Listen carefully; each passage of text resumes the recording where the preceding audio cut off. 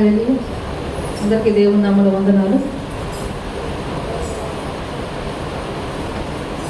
పోయిన వారం మనం అనుకున్నాం కదా, బైబిల్లో 7వ నెంబర్కి ఎంతో ప్రాముఖ్యత ఉందని. ఇక్కడ ఎంతమందో ఉన్నారు ఇవాళ, కానీ ఆన్లైన్కి వచ్చే వాళ్ళు ఎంతమందో తెలియదు.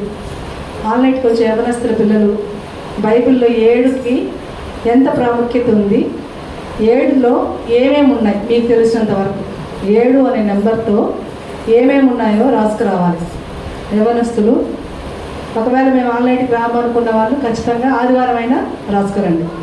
అందరూ చదువుకున్న పిల్లలు ఇక్కడ ఉండేది, చదువు వచ్చిన వాళ్ళు యవనస్తులే కాదు, పెద్దవాళ్ళైనా సరే మీకు తెలిసిన 7వ నెంబర్తో ఏమేమి ఉన్నాయి బైబిల్లో.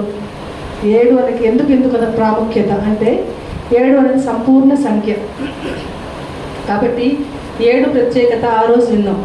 మరి దేవుడు సమయాన్ని ఇస్తే వచ్చే ఆదివారం బైబిల్లో ఉన్న 7 సంఖ్యల గురించి మనము తెలుసుకుందాం. ఈ 7వ టేబుల్ ఉంది కదా, ఎక్కం, 7వ ఎక్కం. ఆ 7వ ఎక్కాన్ని కూడా మన యొక్క జీవితానికి ఆపాదించుకోవచ్చు అంట. ఎట్లా అంటే 7 1s ఎంత, 7 1 ఎంత, 7 అంటే పుట్టినప్పటి నుంచి 7 సంవత్సరాల వరకు అది పసితనం, వాళ్ళకి ఏమీ తెలియదు 7 సంవత్సరాల వరకు. తర్వాత 7 2s ఎంత, 14 అంటే అది 7 అంటే 8వ సంవత్సరం నుంచి 14వ సంవత్సరం వరకు అది బాల్యం. పసితనము బాల్యము. పసితనం అసలు ఏమీ తెలీదు. బాల్యం అంటే వాళ్ళకి మనకు చెప్పిన అర్థం కాదు, నచ్చినట్టుగా చేస్తూ ఉంటారు, ఆడుకుంటారు, పాడుకుంటారు, వాళ్ళు ఏం తినాలో అది తింటారు. అంటే ఇది మంచి ఇది చెడు అని వాళ్ళకి తెలియదు. ఎప్పుడు బాల్యంలో. మరి 3 7 3 ఎంత, 21 అది యవ్వనం. వాళ్ళప్పుడు మనం చెప్తే అర్థం కాని వయసు నుంచి చెప్పినా వినిపించుకొని వయసుకు వచ్చేస్తారు, దాన్నే యవ్వనం అంటారు. అది ఇప్పుడు వాళ్ళకి ఎట్లా అనిపిస్తుంది అంటే మనము ఏం చేసినా కరెక్ట్ వీళ్ళకి తెలియదు, అంటే పెద్దవాళ్ళకి తెలియదు, మనకే తెలుసు అనేటువంటి వయసుకు వచ్చేస్తారు. మరి తర్వాత 28 అది వివాహానికి సమయం. 7 4 28 ఆ టైంలో 22 నుంచి 28 లోపల ఖచ్చితంగా వివాహం అనేది చేసుకోవాలి. ఏ సమయంలో జరగాల్సింది ఆ సమయంలో జరగాలి. తర్వాత 29 నుంచి 35 వరకు పిల్లలు దేవుడు అనుగ్రహిస్తే పిల్లలు వాళ్ళకి ఆ సమయంలో దయచేస్తారనమాట. అంటే 35 సంవత్సరాల లోపల పిల్లల్ని కనేశాడు. తర్వాత 36 నుంచి 42 అంటే 7 6 42 ఈ యొక్క సమయం దేనికంటే ఆ యొక్క పిల్లల యొక్క పోషణ, లేకపోతే పిల్లల యొక్క రెస్పాన్సిబిలిటీస్, పిల్లలకి ఏం కావాలి మొత్తం పిల్లల చుట్టూనే తిరుగుతూ ఉంటారు ఈ వయసు లోపల. పిల్లల్ని పెద్ద చేయడం, పిల్లల్ని ఆరోగ్యం చూసుకోవడం, వాళ్ళకి ఏం కావాలో సమకూర్చుకోవడం, ఇవి చేస్తూ ఉంటారు. తర్వాత సంసార బాధ్యతలు 42 సంవత్సరాల లోపల అంతా ఇవే జరిగిపోతాయి. తర్వాత 7 7s 49 అప్పుడు కుటుంబం యొక్క బాధ్యత, బిడ్డలు ఎదిగొస్తారనమాట. వాళ్ళ యొక్క బాధ్యతలు తీసుకోవాలని ఇంకా ప్రయత్నాలు కూడబెట్టుకోవడం కానివ్వండి, ఈ లోకంలో వాళ్ళ కోసం సమకూర్చుకోవడం, కుటుంబం కోసం ప్రయాసపడడం, ఇవన్నీ 7వ 49 లోపల జరుగుతాయి. తర్వాత 7 8s 56 అంటే 50 నుంచి 56కి ఏమంటారు అప్పుడు వయసు అయిపోయింది, అంటే ముసలితనానికి స్వాగతం పలికే వయసు అనమాట. తర్వాత 7 9s 63 అదేంటంటే ఇంకా వృద్ధాప్యము, రిటైర్మెంట్. ఆఖర జీవితంలో పుట్టడం, బర్త్డే ఫస్ట్ సెలబ్రేషన్ అయితే లాస్ట్ సెలబ్రేషన్ ఏంటంటారు ఈ లోక ప్రకారం, షష్ఠి పూర్తి. కాబట్టి ఈ 63 లోపల ఈ రిటైర్మెంట్లు, ఈ షష్ఠి పూర్తులు, ముసలితనాల్లో ఏం అనుభవించాలో అవన్నీ అనుభవించేస్తారు. ఇంకా ఆఖరగా ఏంటి 7 10s 70 ఎవరి ఇల్లు, అదృష్టవంతులు. అప్పటి వరకు బ్రతికుంటే 70 సంవత్సరాల తర్వాత కూడా వాళ్ళు ఇంకా బ్రతికున్నారంటే వాళ్ళు అదృష్టవంతులు. కాబట్టి ఇది 7 ఈ లోకపరంగా చెప్పినటువంటి ఈ 7th టేబుల్కి ఇది పెట్టుకున్నారనమాట. కానీ కరెక్టే కదా, ఫస్ట్ బాల్యము, తర్వాత యవ్వనము, వివాహము, పిల్లలు, సంతానము, బాధ్యతలు, తర్వాత రిటైర్మెంట్, తర్వాత వృద్ధాప్యము, తర్వాత అదృష్టవంతులు. కాబట్టి 7వ ఎక్కానికి ఇంత ప్రాముఖ్యత ఉంది. కానీ ఇది సరదాగా చెప్పుకున్నాం, అంటే 7 సంవత్సరాలు ఒక్కొక్క దానికి ప్రాధాన్యత ఇస్తూ వస్తూ ఉంటాం. అలాగే మన యొక్క జీవితంలో కూడా 7 అనే ప్రాముఖ్యమైన సంఖ్య ఉంది. 7 అనేది ఎంతో ప్రాముఖ్యమైనది. దేవుడు సృష్టి ఎన్ని రోజులు చేశాడు, 6 రోజులు చేశాడు. 7వ రోజు ఏం చేశాడు? విశ్రమించాడు.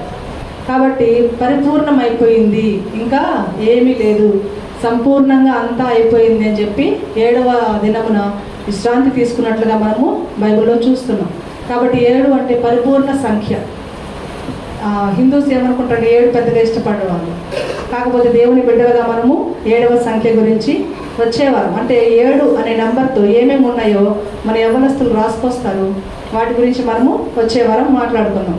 కాకపోతే ఈరోజు మనము క్రైస్తవులుగా ఉన్నామంటే, క్రైస్తవులుగా ఉన్న వాళ్ళు ఎందుకు క్రైస్తవులుగా మారాము అంటే మనం ఏమీ సమాధానం చెప్పరు.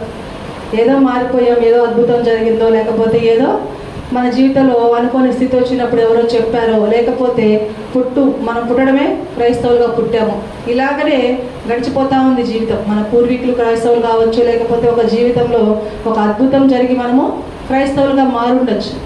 కానీ ఇంకా అలానే ఉన్నాం. మేము ఆదివారం చర్చికి రావాలి, శుక్రవారం చర్చికి రావాలి, ఫాస్టింగ్ ఉండాలి, లెంట్ డేస్ వస్తే ఫాస్టింగ్ ఉండాలి, ఇలానే గడిచిపోతూ ఉంది జీవితం.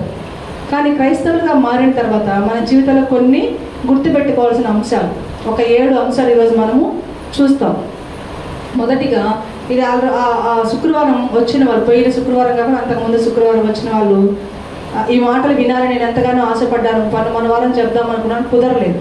అందుకని ఒకసారి ఈరోజు మనం వాటిని ధ్యానించుకున్నాం. మొదటిగా జీవ కిరీటం పొందుకోవాలి. క్రైస్తవులుగా మారిన వాళ్ళు ఏం చేయాలి? ఈ 7 మెట్లు, నేను చెప్పేటువంటి 7 మెట్లు ఎందుకు అంటే, క్రైస్తవులుగా మారినందుకు ఉపయోగం ఉండాలి కదా. ఎందుకు? మన ఉపయోగం ఏంటి? మనం దేనికోసం క్రైస్తవులుగా మారాం? ఎందుకు క్రీస్తుని ఆరాధిస్తున్నాం? ఎందుకు ఇది లోక దేవతలు విడిచిపెట్టేశాము? క్రీస్తుని ఎందుకు ఆరాధిస్తున్నాం చెప్పండి? ఎందుకు జీసస్నే మనము ప్రేమించాలి? ఎందుకు ఆయన్నే వెంబడించాలి? ఎందుకు క్రిస్టియన్స్గా మారాలి? ఎందుకు ఈ లోకం పరంగా అందంగా అలంకరించుకోకుండా అవన్నీ వదిలేసి దేవుని మాత్రం ఎందుకు వెంబడించాలి అంటే, జీవ కిరీటాన్ని పొందుకోవడానికి. ఈ లోకంలో ఏది శాశ్వతం కాదు. ఎప్పుడైనా మనం వచ్చినటువంటి ఆ దేశానికి మనము వెళ్ళిపోవాలి అని చెప్పి మనం ప్రయత్నం చేస్తున్నాం. ఆ ప్రయత్నాల్లో మనల్ని మనము పరిశుద్ధంగా అప్పగించుకోవాలి. వచ్చేటప్పుడు ఏడుస్తూ వస్తామంట కదా, పోయేటప్పుడు ఏడిపిస్తూ వెళ్ళిపోతాం. మరి ఈ ఏడుపు మధ్యలో కొంతమంది అనుకుంటుంటే, వచ్చేటప్పుడు ఎట్లా ఏడుస్తూ వచ్చాము, పోయేటప్పుడు ఏడిపిస్తూ వెళ్ళిపోతాం, సంతోషంగా జీవించాలి, జీవితాన్ని అనుభవించాలి అనుకుంటాం. కానీ మనం ఏం చేయాలంటే ఆ సంతోషాలన్నింటినీ, ఈ లోక సంతోషాలన్నింటినీ పక్కన పెట్టేసి దేవుని కొరకే మనం జీవించాలి అని మనం అనుకుంటాం. అదే క్రైస్తవులకి మనకి తేడా, అన్యులకి మనకి తేడా. అన్యులు ఏమనుకుంటారంటే, ఉన్నది ఒకటే జీవితము, మళ్ళీ పుడతామో పుట్టమో, వాళ్ళు పుడితే మనిషిగా పుడతామో లేకపోతే ఇంకొక జంతువులా పుడతామో, ఎలా పుడతామో తెలియదు, ఉన్న ఒక్క జీవితాన్ని పూర్తిగా అనుభవించాలి అనుకుంటారు. కానీ మనము, దేవుడు మనకెంతో ప్రేమించాడు, మన కొరకు ఈ లోకానికి వచ్చాడు. కాబట్టి ఈ ఒక్క జీవితాన్ని మనము పరిశుద్ధంగా జీవించి ఆ లోకంలో యుగయుగాలు బ్రతకాలి అని ఇక్కడ కోరికల్ని సంతోషాలని చెప్పుకుంటూ దేవుని కోసం బ్రతుకుతాం.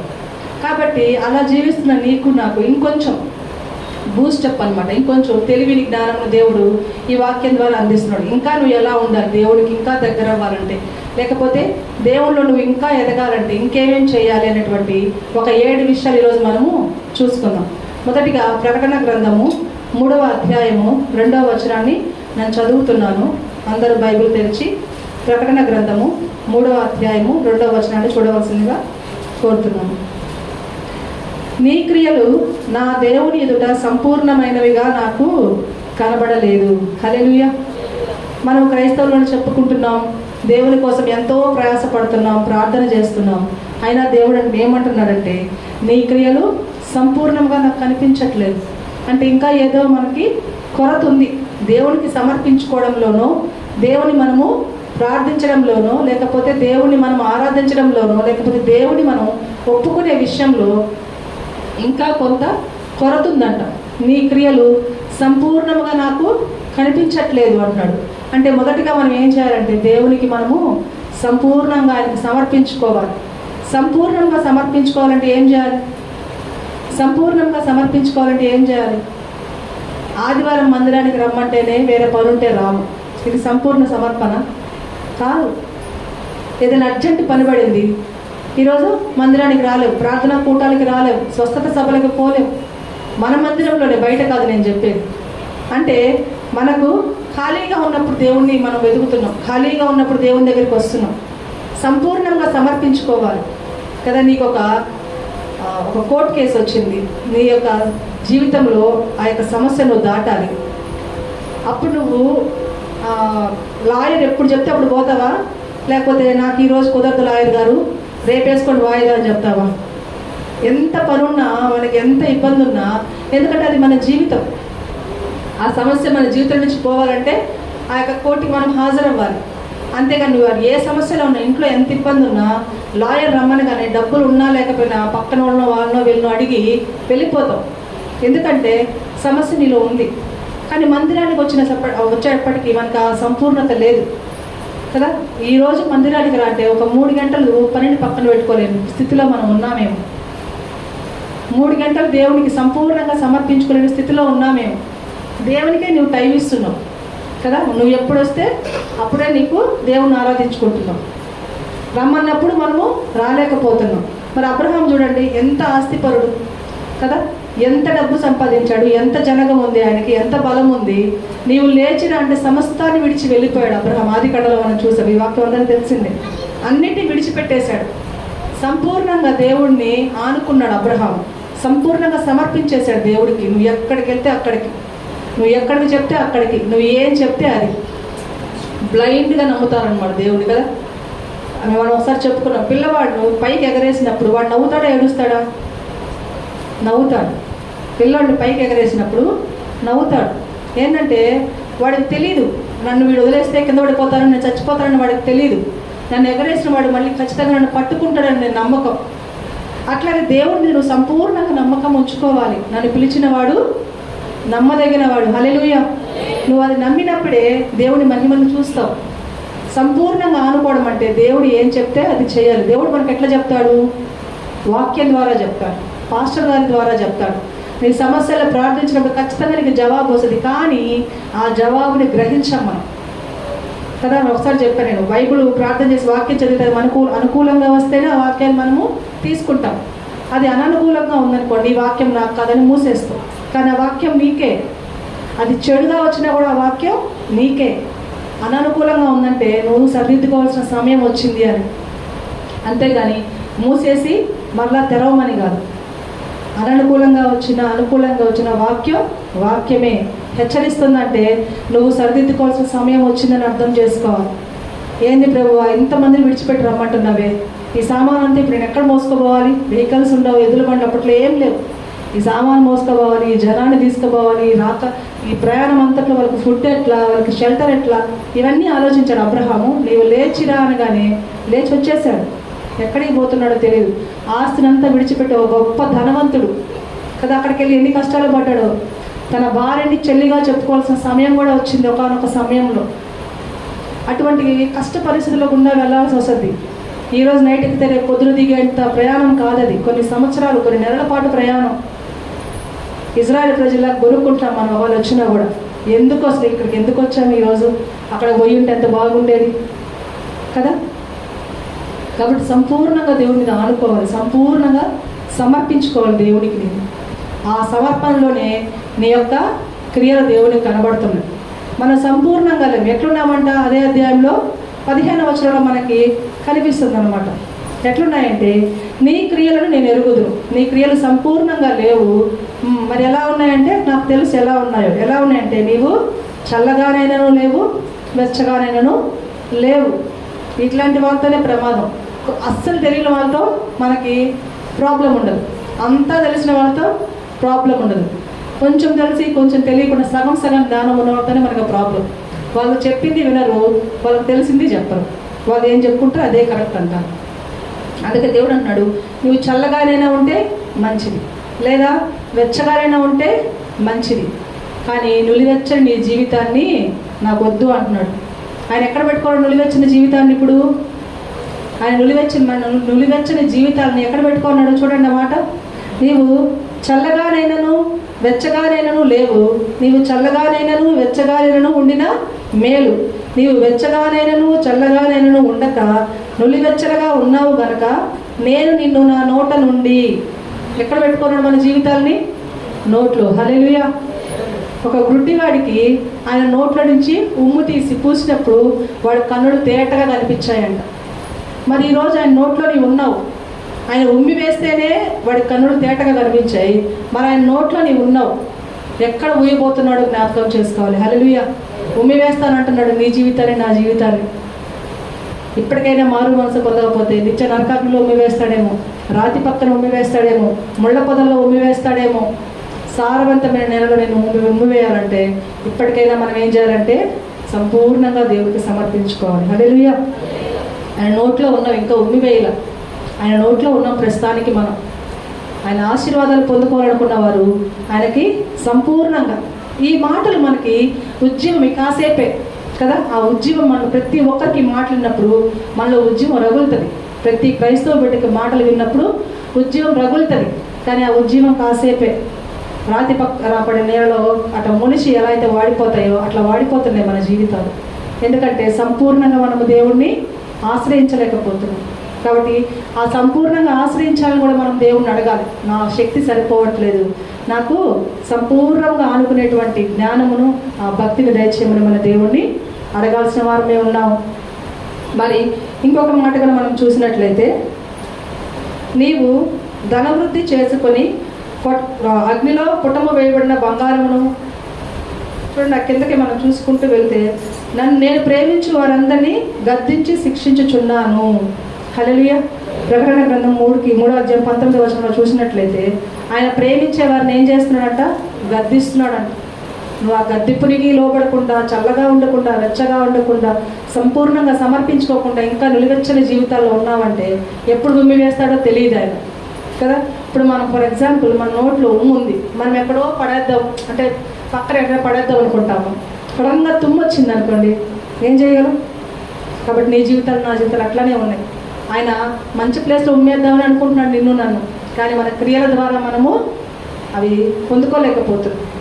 కాబట్టి దేవునికి సంపూర్ణంగా మీరందరూ సమర్పించుకోవాలని నేను ఇష్టపడుతున్నాను. రెండవ మాటగా చూసినట్లయితే, మనము ఆత్మీయంగా రెండవ మెట్టు ఏమెదగాలంట? ప్రార్థనా జీవితం కలిగి ఉండాలంట. ప్రార్థనా జీవితం కదా. మనము మొదట్లో ప్రతి ఒక్కరు, మన పూర్వీకులు కానివ్వండి, లేకపోతే మనలో కానివ్వండి, వచ్చిన కొత్తలు ఎట్టుంటాం చెప్పండి? వచ్చిన కొత్తలు ఎట్టుంటాం? ఎంతో ఆసక్తి అసలు ప్రార్థన చేయాలంటే. నేను వచ్చిన కొత్తల్లో 2003వ సంవత్సరం నేను దేవుణ్ణి ఎరిగాను. ఎరిగిన తర్వాత మా ఇంట్లో అసలు విగ్రహారాధన, పెద్ద పెద్ద విగ్రహాలు, ఒక రూమ్ అంతా విగ్రహారాధనే. మా డాడీ 4:30 నుంచి 5 లోపల మమ్మల్ని లేపుతూ ఉంటారు. లేపి ఏం చేస్తామంటే పూజ. మా డాడీ మంత్రాలు చదువుతా ఉంటే ఒకరు గంట కొడతా ఉండేది, మా చెల్లెలు ఒకరు పూలు ఇసురుతూ ఉండేది, ఒకరు మా డాడీ మంత్రాలు చదువుతుంటే వెనక కూర్చొని నిద్రపోతూ ఉండేది. ఇట్లుండేవాళ్ళం నిజంగా. అంత విగ్రహారాధికులం. ఏ రోజు కూడా ఏమంటారు, ఈరోజు ఈ దేవుడికి లేదులే అనుకోవడానికి లేదు. నిన్న మా పాప అంటుంది, సండే ఒక్కరోజు, సండేనే మమ్మల్ని నిద్రపోనిస్తావు మమ్మీ. ఏ నిద్రపోనిస్తారు? పొద్దున్నే చర్చిలు వేయలేరు కదా. మన క్రైస్తవులకి పాపం సండే కూడా లేదు. అట్లా మాకు చిన్నప్పుడు ఏ రోజు ఈరోజు ఒక దేవుడు, ఈరోజు ఒక, ప్రతిరోజు ఏదో ఒక దేవుడికి పూజ. ఒక్క రోజున పూజ లేకుండా ఉంటుంది అంటే సండే ఒక్కటే మాకు ఉండేది అప్పట్లో. అలా ఉండేవాళ్ళం మేము విగ్రహారాధికులు. అలాంటి టైంలో మా చెల్లెలికి బాగలేకుండా వచ్చినప్పుడు మేమందరూ తెలుసా సాక్ష్యం, నేను హాస్టల్లో ఉండేదాన్ని. అప్పుడు ఎంసెట్ ఎగ్జామ్ రాయడం కోసం హాస్టల్లో ఉండి కోచింగ్ తీసుకుంటున్నాను. ఇంట్లో ఉంటే డిస్టర్బెన్స్ అనుకుని బిఎన్ రెడ్డి దగ్గర నేను హాస్టల్లో జాయిన్ చేశాను. అప్పుడు ప్రార్థన అమ్మాయి చెప్పింది నాకు, ఇట్లా ప్రార్థన చేసుకోవాలి, ఇట్లా బైబిల్ చదువుకోవాలి. క్రిస్టియన్స్ అమ్మాయి పేరు హెప్సీ ఇక్కడే ఉంటుంది, వెంకటేశ్వరం జనార్దన్ రెడ్డి కాలనీలో. నేను మంచం కిందకి వెళ్ళి ప్రార్థన చేశాను. మా డాడీ చూస్తారేమో, మా అమ్మ చూస్తుందేమో అని మంచం కిందకి వెళ్ళి ప్రార్థన చేశాను. ఒకసారి మా మంచం కింద ఏం చేస్తున్నావు అనేది చెబుతున్నానని చెప్పాను నేను. మా తాత చూస్తాడేమోనని. అంటే అప్పుడు అంత ఆసక్తి. ఇప్పుడు అందరికీ తెలుసు మేము ప్రార్థన చేసుకోవచ్చు, కానీ ఇప్పుడు మనం చేస్తామా? చెయ్యం. సమయం ఉండదు ప్రార్థన చేయడానికి. అప్పుడు సమయం లేకపోతే మంచం కిందకి వెళ్ళిపోయి రూమ్లో, నేను ఒక్కొక్కసారి అయితే రూమ్లో పూజ మందిరంలో కూర్చొని ప్రార్థన చేసుకున్నాను. దేవుడి మీద పూజ చేస్తున్నట్టు ప్రార్థన చేసుకున్నాను. అంత ఆసక్తి ఇప్పుడు ఎట్లెళ్ళిపోయింది? ఆ యొక్క వెచ్చదనము ఎట్లెళ్ళిపోయింది? ఆ యొక్క మంట, ఆ యొక్క అగ్ని, ఆ యొక్క ఆసక్తి ఏమైపోయినాయి అంటే చల్లారిపోతున్నాయి.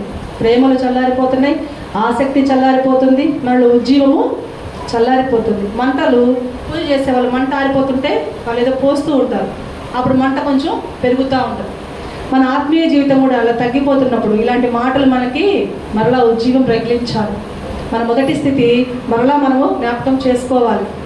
అప్పట్లో ఎంత ఆసక్తిగా ప్రార్థన చేసేదాన్ని, ఏమనుకుంటే అవి జరిగేటివి. చిన్నదానికి ప్రార్థన, పెద్దదానికి ప్రార్థన. అసలు అప్పుడు ప్రార్థన అంటే అసలు ఏందో, ఇప్పుడు మా బిట్టుగాడు చేస్తాడు, జాంకాయ తిన్నానా నాకు, జాంకాయ కూడా ప్రార్థన చేస్తాడు వాడు. మా అమ్మాయి స్నాక్స్ ఇస్తుంది అనుకోండి, స్నాక్స్ కూడా ప్రార్థన. మీరు ఇప్పుడు స్నాక్స్ ప్రేయర్ చేసుకోరా, కంకి ఇచ్చినప్పుడు అరే నువ్వు కంకికి జాంకాయ కూడా ప్రార్థన చేస్తావు అంటే అన్నిటికీ ప్రార్థన చేసుకోవాలి కదా మమ్మీ అంటాడు వాడు. అన్నానికి ప్రార్థన చేస్తాడు, జాంకాయకి వాడు ఏమి ఇస్తారు వెంటనే కళ్ళు మూసుకొని ఏం చెప్తాడో వాడు, మరి కళ్ళు మూసుకొని టక వాడు చూసి బిల్లుగాడు మళ్ళీ తినేసి సగం తిని మళ్ళీ ప్రార్థన చేస్తాడు బిల్లు. అంటే నేర్పించాలి పిల్లలకి చిన్నప్పటి నుంచే మనవారు, ఆ ఆసక్తి చిన్నప్పటి నుంచే ఉండాలి. కాబట్టి ప్రార్థనా జీవితం చూడండి, దావీదు ఎంత గొప్ప మహారాజు మనం కూడా చెప్పుకున్నాం, కానీ ఆయన ప్రార్థనా జీవితాన్ని వదిలిపెట్టాడు. దినముకు 7 మార్లు ప్రార్థన చేసేవాడు. ఇంకా దానియేలు అయితే చంపేస్తారని తెలిసినా కూడా తూర్పుకి తిరిగి యెరూషలేము వైపు చేతులెత్తి ప్రార్థన చేశాడంట. అంటే ప్రాణాపాయ స్థితిలో కూడా నీవు ప్రార్థన విడిచిపెట్టకూడదు. మనకి ఇప్పుడు సమయం ఉంది కదా, దయచేసి ప్రతి ఒక్కరు నేను చెప్తున్నానంటే ప్రార్థన లేకుండా మాత్రం బయటకైతే వెళ్ళకండి. హల్లెలూయా. ఆ ప్రార్థన నీకు రక్షణ. మన ఆయుష్ ఎంతవరకు ఉందో మనకైతే తెలియదు, కానీ ఆయుష్ ముగించక ముందే మనమైతే ఈ లోకాన్ని విడిచిపెట్టి వెళ్ళకూడదు. అందుకని నీవు సంపూర్ణంగా దేవుడి మీద ఆనుకోవాలి. రెండవదిగా ప్రార్థనా జీవితాన్ని కలిగి ఉండాలి. ప్రార్థన అంటే దాంట్లో 2 వస్తాయి, దేవునికి ప్రార్థన చేయాలి, రెండవదిగా వాక్యం చదవాలి. ప్రతి దినము వాక్య ధ్యానం చేసుకోండి, ప్రార్థన చేసుకోండి. మరి మూడవదిగా మనం చూసినట్లయితే అదే వాక్యాన్ని చదవాలి. మనకు తెలుసు ద్వితీయోపదేశ ఖండంలో 28 అధ్యాయాలు ఏంది, ఒకసారి ఆ మాట చూడండి. ద్వితీయోపదేశ ఖండము 28వ అధ్యాయం. నీవు నీ దేవుడైన యెహోవా మాట శ్రద్ధగా విని, ఆయన మాటలు వినాలి, శ్రద్ధగా వినాలి. ఎట్లా వినాలి? ఆయన మాట ఎట్లా మాట్లాడతాడంటే మనతో నేరుగా మాట్లాడు, వాక్యం ద్వారా మాట్లాడతాడు. ప్రతి దినము నీవు వాక్యాన్ని చదవాలి. నీకు సమయం లేదా, వెళ్ళే దారిలో ప్రయాణంలో సమయం ఉంటే వాక్యం చదువుకో. నికోదేము ఏం చేస్తున్నాడు? నికోదేము రథం మీద పోతే ఏం చేస్తా, ఒక నపుంసకుడు రథం మీద పోతే ఏం చేస్తున్నాడు? వాక్యాన్ని చదువుతూ ఉన్నాడు, యెషయా గ్రంథం. నీకు సమయం ఉన్నప్పుడు కూడా నువ్వు చదువుకుంటూ ఉండాలి. సమయం దొరికినప్పుడల్లా వాక్యాన్ని ధ్యానించాలి. మొన్ననే చెప్పారు పాస్టర్ గారు, అవకాశం ఇచ్చారు మీకు, వాక్యం చెప్పండి ఎవరైనా కూడా ఆసక్తి ఉన్న వాళ్ళని. ఎట్లా వస్తుంది? వాక్యం వినాలి, వాక్యం చదవాలి. ఇదిగో ఈ సంగతిలో ఇంకేమైనా ఎట్లయినా ఆలోచించవచ్చా, ఈ సంగతి ఇంకో రకంగా ఆలోచించవచ్చా అని నీవు ఆలోచించాలి. సమయం ఉన్నప్పుడే. చదువుకునే పిల్లలకి సమయం ఉండకపోవచ్చు, ఏదో ఒక సమయంలో ఇంట్లో ఉండేవాళ్ళు ఏదో ఒక సమయంలో వాక్యాన్ని ధ్యానించి ఈ యొక్క అవకాశాన్ని తీసుకోండి. దేవుని మాటలు అందరం చెప్పాలంటే అయ్యే పని కాదు, దానికి కూడా దేవుని పిలుపు ఉండాలని నేను అనుకుంటాను. హల్లెలూయా. మరి నీకు అవకాశం ఇచ్చారు, దాన్ని సద్వినియోగం చేసుకోవాల్సిన అవసరం నీకు ఎంతైనా ఉంది. దేవుని మాటలు ఒక్కొక్కరికి ఒక్కొక్కలాగా అర్థమవుతాయి కదా. మనం చదువుకున్నాము యోబు యొక్క భార్య గురించి, ఒక్కొక్కరు ఒక్కొక్కలా చెప్పుకుంటారు యోబు భార్య గురించి. కాబట్టి దేవుడు అవకాశాన్ని ఇచ్చినప్పుడు ఖచ్చితంగా దాన్ని సద్వినియోగం చేసుకోండి. ప్రతిదినం వాక్యాన్ని చదవండి, వాక్యానుసారంగా మనం నడవాలి. నీ వాక్యమే నా పాదములకు దీపమును, నా త్రోవలకు వెలుగై ఉన్నది. హల్లెలూయా. నువ్వు చీకట్లో ప్రయాణించినా కూడా ఆ వాక్యం నీ హృదయంలో ఉంటే ఏ అపవాది శక్తి నీ దగ్గరికి చేరదు. హల్లెలూయా. మరి 4వదిగా చూసినట్లయితే నీవు సాక్ష్యం కలిగి జీవించాలి. క్రైస్తవురాలుగా అన్నప్పుడు ఫస్ట్ థింగ్ మనకి ఏముండాలంటే సాక్ష్యం. క్రైస్తవ జీవితం అంటేనే ఒక మాదిరి, ఒక సాక్ష్యము. నిన్ను వలె నీ పొరుగు వారిని ప్రేమించు అన్నాడు. నువ్వు ప్రేమించినప్పుడు ఆ యొక్క సాక్ష్యాన్ని నీవు పొందుకోగలవు. ప్రేమ లేని వాడు నా వాడు కాదని వాక్యం చెప్తుంది. కాబట్టి ఎవరికైనా అవసరం వచ్చినప్పుడు ముందుగా నీవు గుర్తు రావాలి. ప్రార్థనా సహాయం కావచ్చు, మాట సహాయం కావచ్చు, ధన సహాయం మీ దగ్గర ఉంటే ధన సహాయం కావచ్చు. చేయగలిగినవి కూడా నువ్వు చేయలేకపోతే అది పాపం. గుర్తుపెట్టుకోవాలి ఈ మాట.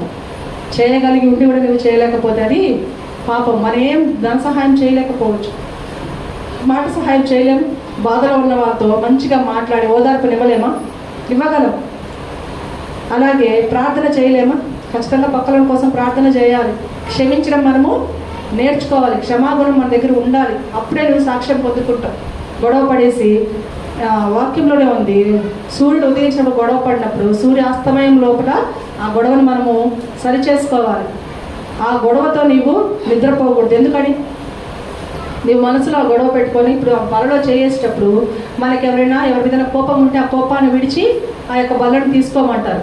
ఎందుకంటే బలలో చేయి వేసేటప్పుడు నువ్వు కల్మషం లేకుండా, ఏ పాపం నీ మనసులో లేకుండా ఉండాలి. ఒకరిని క్షమించకపోవడం కూడా పాపమే. నువ్వు సూర్యాస్తమయం లోపల ఎందుకు క్షమాపణ అడగమన్నామంటే మళ్ళీ సూర్యోదయం మనం చూస్తామో చూడము. కాబట్టి ఆ సాయంత్రమే సమాధాన పడుకోవాలి. మనం ఏ గొడవైనా సాయంత్రం వరకే ఉండాలి.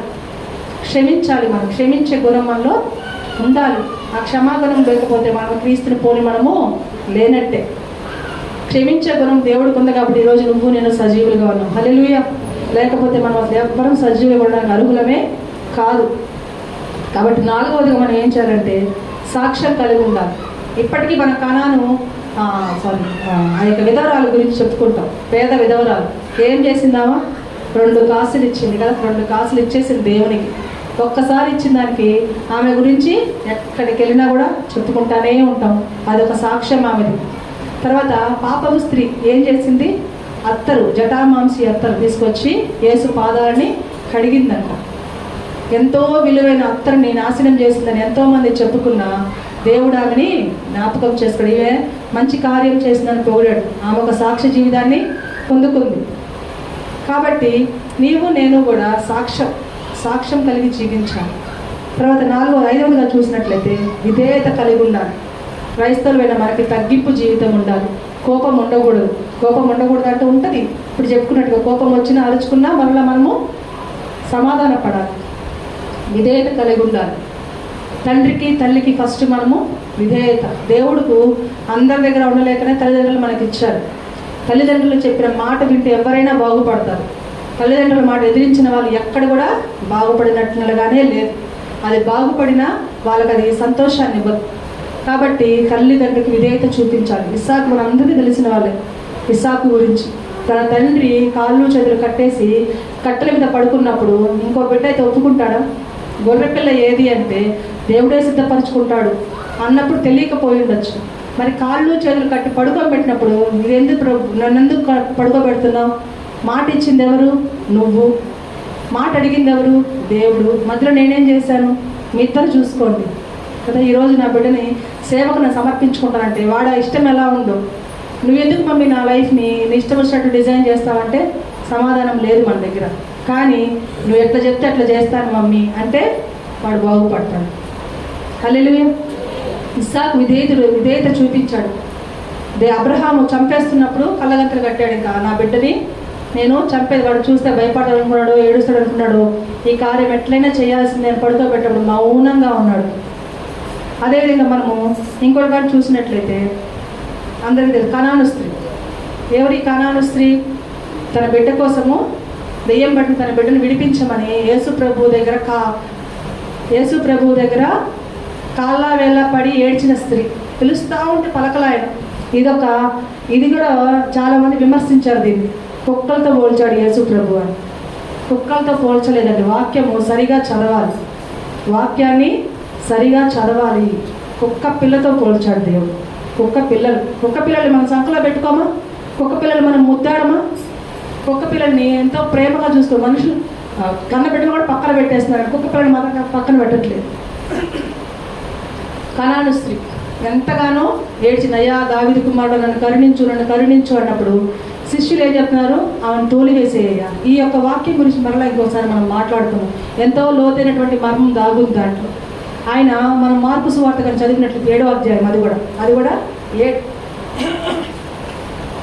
మార్కు సువార్త మనం చదివినట్లయితే 7వ అధ్యాయంలో 24వ వచనంలో ఇక్కడ ఉంటుంది. అది ఈమె మన వెంబడి వస్తా ఉంది, కేకలేస్తా ఆమె ముందు పంపించే ప్రభువా అంటాడు ఆయన.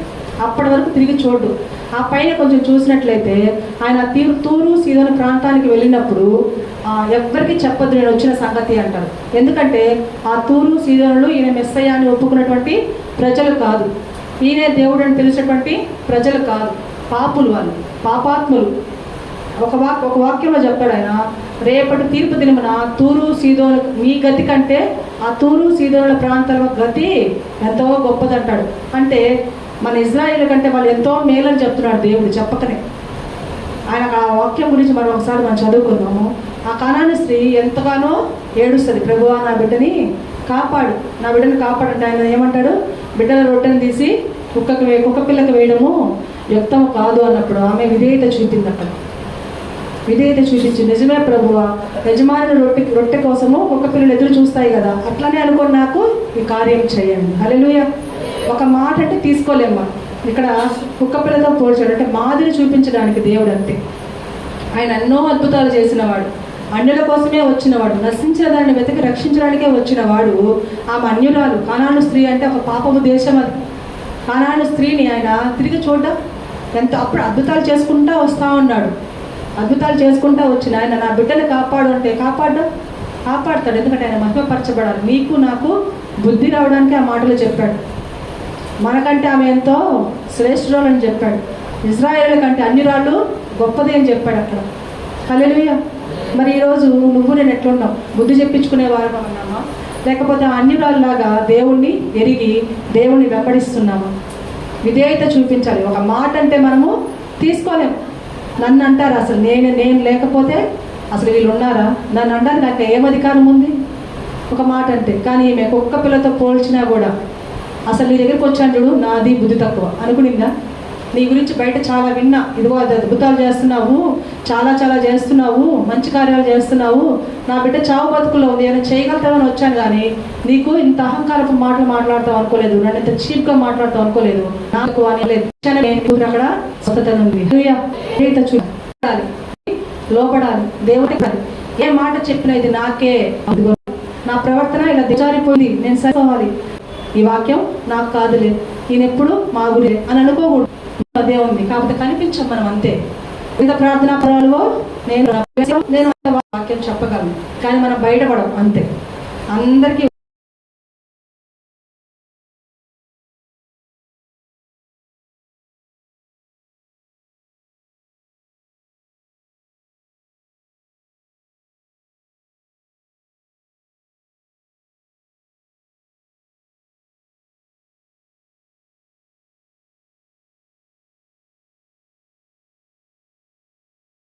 ఒకటే వాక్యం, అందరూ దేవుడు అనుగ్రహించే మహిమని పొందలేకపోయిన వారమే, ఒకరు పొందిన వాళ్ళము పొందలేని వారము కాదు.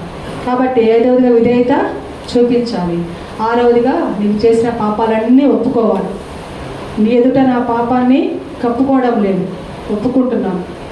అందరి ముందు ఒప్పుకోలేకపోయినా ఆ యొక్క పాపపు స్త్రీ 12 ఏళ్ళు రక్తస్రావం కలిగిన స్త్రీ ఒప్పుకునిందా లేదా కదా? అంతమంది జనం ముందు మహిమ నాలో నుంచి వెడలిపోయిందని చెప్పినప్పుడు భయపడకుండామే, ప్రభువా నన్ను క్షమించయ్యా, నేనే ఆ పాపపు స్త్రీని, నేనే నిన్ను ముట్టింది, నా వల్లే ప్రభావం నీలో నుంచి వెళ్ళిపోయిందని చెప్పి ఒప్పుకుంది. కాబట్టి ఆ యొక్క పరిష్కారం, ఆ యొక్క సమస్య నుంచి ఆమెకి పరిష్కారం లభించింది. ఒప్పుకోవాలి, భయపడకూడదు. తల్లి దగ్గర కూడా తండ్రి దగ్గర కూడా నీవు ఏం దాచకండి. నేను మరలా చెప్తున్నాను యవనస్తులకు కానీ ఎవరికైనా కూడా చెప్పవలసిన మాట ఏంటంటే, మనం ఒక తప్పు చేసినప్పుడు నువ్వు బయట చెప్పావనుకోండి, నాకే చెప్పావనుకోండి, నేనేం చేస్తాను? ఈ మాట నాకు కావాల్సిన వాళ్ళు చెప్తాను. అమ్మాయి ఇట్లా చేసినట్ట, అబ్బాయి ఇట్లా చేశాడంట. ఈ మాట ఎట్లా పోతుందంటే 10 రకాలుగా వెళ్ళిపోతుంది. ఎవరికైతే తెలియకూడదు అనుకుంటామో అందరూ తెలిసిపోద్ది, అసలు వాళ్ళకి మాత్రం తెలియదు. నువ్వు అదే పాపాన్ని నీ తల్లి దగ్గర నీ తండ్రి దగ్గర ఒప్పుకున్నావు అనుకో, ఒక్కరికైనా చెప్తారా? ఆఖరికి ఆ ఇంట్లో ఉన్న, ఫర్ ఎగ్జాంపుల్ నేను మా తమ్ముడు ఉన్నాం, నేను తప్పు చేస్తే మా డాడీ దగ్గర మా అమ్మ దగ్గర ఒప్పుకుంటే ఆ యొక్క తప్పుని వాళ్ళు నా తమ్ముడు కూడా చెప్పరు. నా తమ్ముడు తప్పు చేస్తే నాకు కూడా చెప్పరు. వాళ్ళే ఆ ప్రాబ్లమ్ని మూడో కంటికి తెలియకుండా సాల్వ్ చేసేస్తారు. కాబట్టి నీ తండ్రి కూడా అంతే, తండ్రి దగ్గర ఒప్పుకో, ఆయన క్షమిస్తాడు. యవనస్తులైన బిడ్డలు మీరైనా పొరపాటు చేస్తే ఆ పొరపాటు దాచుకోకండి. మా డాడీకి చెప్తే ఏమంటారో, మా అమ్మకి చెప్తే ఏమంటుందో, కొడతదేమో, ఒక మాట అరిచిన తర్వాత మరలా హక్కును చేర్చుకుంటుంది తల్లి. కాబట్టి తల్లిదండ్రుల దగ్గర ఏది దాచకండి. ఈ లోకంలో మీరు నమ్మదగిన వారు ఎవరైనా ఉన్నారంటే అది మీ తల్లి తండ్రి మాత్రమే. కాబట్టి ఏ సమస్య వచ్చినా వాళ్ళకు చెప్పుకోండి. మీ కుటుంబ పరంగా ఏ సమస్య వచ్చినా నీ కాపరికి చెప్పుకోండి. నీ కాపరి కూడా నీ తండ్రి లాంటి వాడే. కడుపులో పెట్టుకొని ఆ సమస్యకి పరిష్కారం చూపిస్తాడు, కానీ 10 మందిలో పెట్టి మిమ్మల్ని నవ్వుల పాలు చేయరు. మీకు చేత కానప్పుడు సంఘం పిలిచి ప్రార్థన చేయించుకోమని చెప్తుంది వాక్యం. కాబట్టి ముందు మీరు ప్రార్థన చేయండి. మీ శక్తి సరిపోనప్పుడు పాస్టర్ గారికి చెప్పండి, అవసరమైతే సంఘానికి కూడా చెప్పండి. కాబట్టి మొదటిగా ఏం చేయాలి? పాపాన్ని ఒప్పుకోవాలైతే. నీ ఎదుట నా పాపములను కప్పుకొనక నా దోషములను ఒప్పుకుంటున్నాను, ఒప్పుకొందును అనుకుంటుని అని మాత్రం చెప్పకండి, ఒప్పుకోండి. కాబట్టి నీ యొక్క పాపాలని మనము ఒప్పుకోవాలి. ఆ 7వదిగా చూసినట్లయితే ఐక్యత కలిగి జీవించాలి.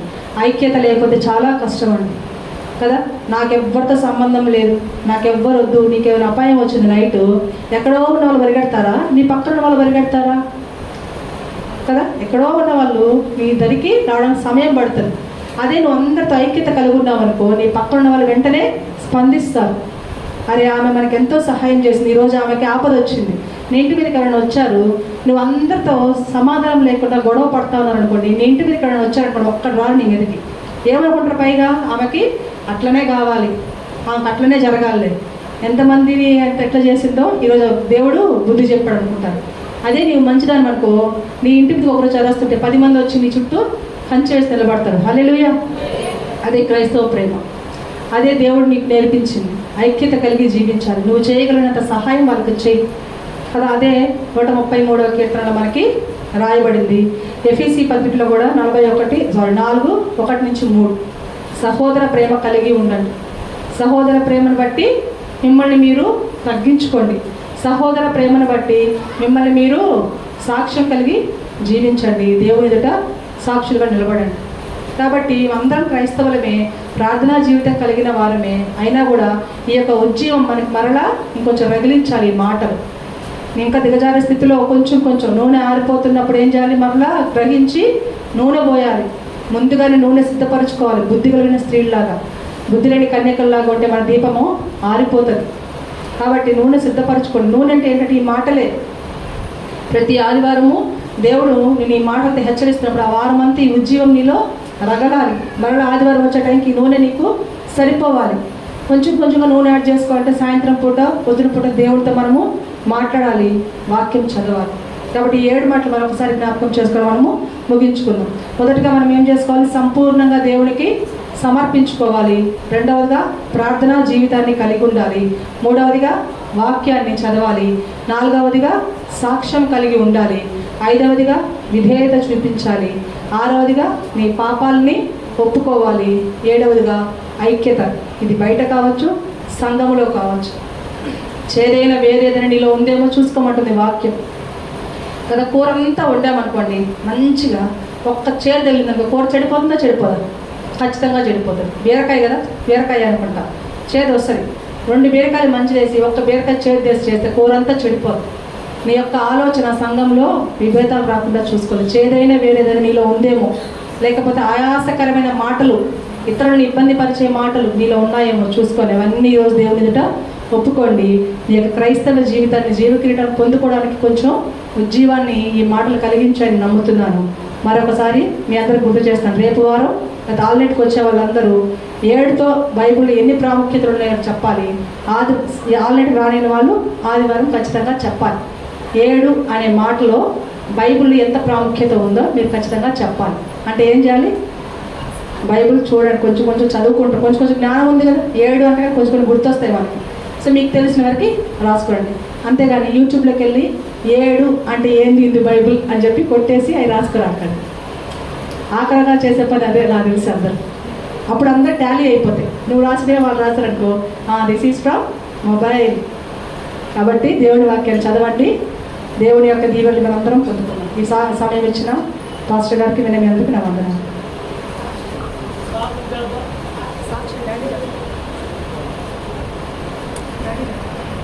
ప్రార్థన చేస్తాం.